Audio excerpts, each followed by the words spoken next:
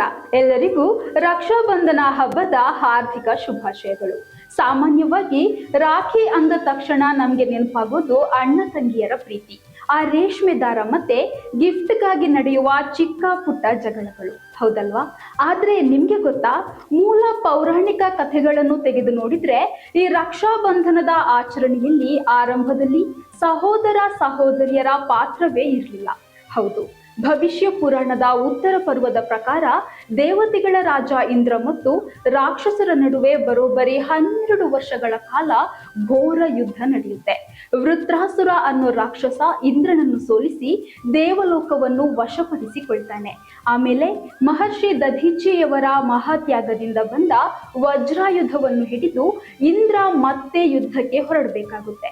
ಆಗ ಗುರು ಬೃಹಸ್ಪತಿಯ ಸಲಹೆಯಂತೆ ಇಂದ್ರನ ಪತ್ನಿ ಶಚಿದೇವಿ ಅಂದ್ರೆ ಇಂದ್ರಾಣಿ ಶ್ರಾವಣ ಪೂರ್ಣಿಮೆಯ ದಿನದಂದು ತನ್ನ ಗಂಡ ಇಂದ್ರನ ಕೈಗೆ ಒಂದು ರಕ್ಷಾ ಸೂತ್ರವನ್ನು ಕಟ್ಟುತ್ತಾಳೆ. ಆ ಶಕ್ತಿಯಿಂದ ಇಂದ್ರ ಯುದ್ಧ ಗೆದ್ದು ಸುರಕ್ಷಿತವಾಗಿ ವಾಪಸ್ ಬರ್ತಾನೆ. ಅಂದ್ರೆ ಮೂಲತಃ ರಕ್ಷಾಬಂಧನ ಶುರುವಾಗಿದ್ದು ಪತಿ ಪತ್ನಿಯರ ನಡುವಿನ ರಕ್ಷಣೆಯ ಸಂಕೇತವಾಗಿ. ಇನ್ನು ಇತ್ತೀಚಿನ ದಿನಗಳಲ್ಲಂತೂ ನಮ್ಮ ಹುಡುಗಿಯರು ಗಂಡು ಬೇರೆ ಹುಡುಗರ ಅನ್ವಾಂಟೆಡ್ ಪ್ರೇಮ ಪ್ರಸ್ತಾಪಗಳಿಂದ ಪಾರಾಗೋಕೆ ಇದೇ ರಾಖಿಯನ್ನು ಅಸ್ತ್ರವಾಗಿ ಬಳಸ್ತಾ ಇರೋದು ನಮಗೆಲ್ಲ ಗೊತ್ತೇ ಇದೆ ಬಿಡಿ. ಕಾಲಕ್ರಮೇಣ ನಮ್ಮ ಪುರಾಣಗಳಲ್ಲಿ ದ್ರೌಪದಿ ಶ್ರೀಕೃಷ್ಣನಿಗೆ, ಕುಂತಿ ದೇವಿ ಮೊಮ್ಮಗ ಅಭಿಮನ್ಯುವಿಗೆ, ಲಕ್ಷ್ಮೀ ದೇವಿ ಬಲಿ ಚಕ್ರವರ್ತಿಗೆ ರಕ್ಷಾಸೂತ್ರ ಕಟ್ಟಿದ ಉಲ್ಲೇಖಗಳು ಕೂಡ ಇವೆ. ಇವರೆಲ್ಲದರ ಮೂಲ ಉದ್ದೇಶ ಒಂದೇ, ಅದು ರಕ್ಷಣೆ. ಹಾಗಾದ್ರೆ ಇದು ಬರೀ ಸಹೋದರ ಸಹೋದರಿಯರ ಹಬ್ಬವಾಗಿ ಮಾತ್ರವಲ್ಲದೆ ಇಡೀ ಸಮಾಜವನ್ನು ಒಂದುಗೂಡಿಸುವ ಹಬ್ಬವಾಗಿದ್ದು ಹೇಗೆ ಗೊತ್ತಾ?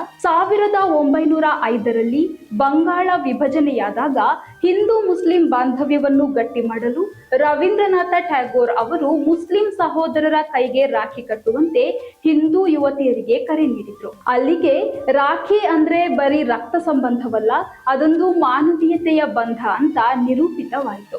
ಹೌದು ಸ್ನೇಹಿತರೆ, ರಕ್ಷಾಬಂಧನ ಎಂಬುದು ಬರೀ ಹುಟ್ಟಿನಿಂದ ಬರೋ ಸಂಬಂಧವಲ್ಲ, ನಾನು ನಿನಗೆ ರಕ್ಷಣೆಯಾಗಿ ಇರ್ತೇನೆ ಅಂತ ನೀಡೋ ವಾಗ್ದಾನದಿಂದ ಗಟ್ಟಿಯಾಗೋ ಪವಿತ್ರ ಬಂಧ. ಮತ್ತೊಮ್ಮೆ ಸಮಸ್ತ ಸಪ್ತಾಶ್ವ ಟಿವಿ ವೀಕ್ಷಕರಿಗೆ ರಕ್ಷಾಬಂಧನ ಹಬ್ಬದ ಶುಭಾಶಯಗಳು.